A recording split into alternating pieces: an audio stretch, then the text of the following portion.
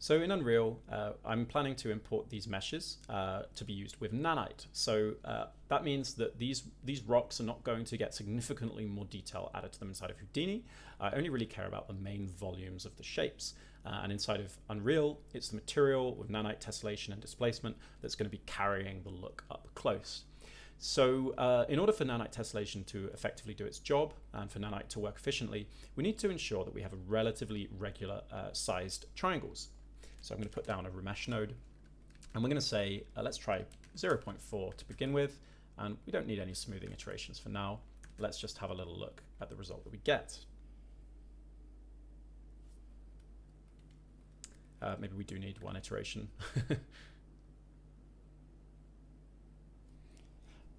And yeah, you can see that things are actually running okay. It's a little bit on the slow side. So just to sort of see if I can move things along a little bit, make this go faster, what I'm going to do is I'm going to create a compiled, a for each connected piece once more.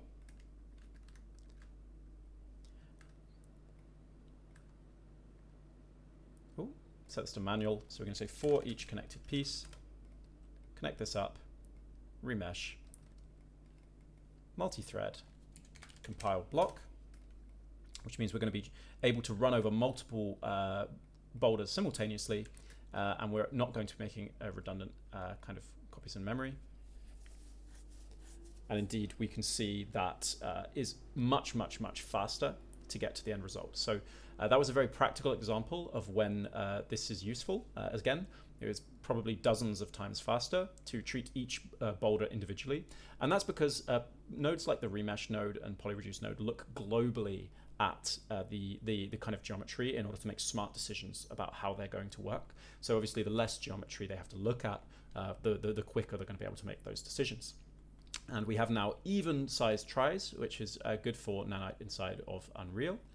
And after this, we could also go ahead and say, let's delete all the small parts. So this is a nice labs mode. So we're going to say, let this run.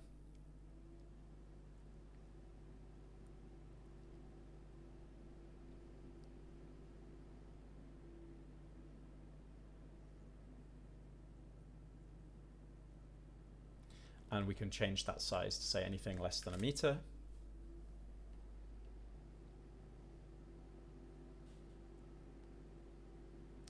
And probably the smarter choice here would be to actually run this before the remeshing, so we don't remesh redundant things. But you know, this is okay for now, I think. Maybe even set the threshold to 5. I'm just trying to get rid of these very small little round pebbles, so we can introduce those via microscatter in the next video series.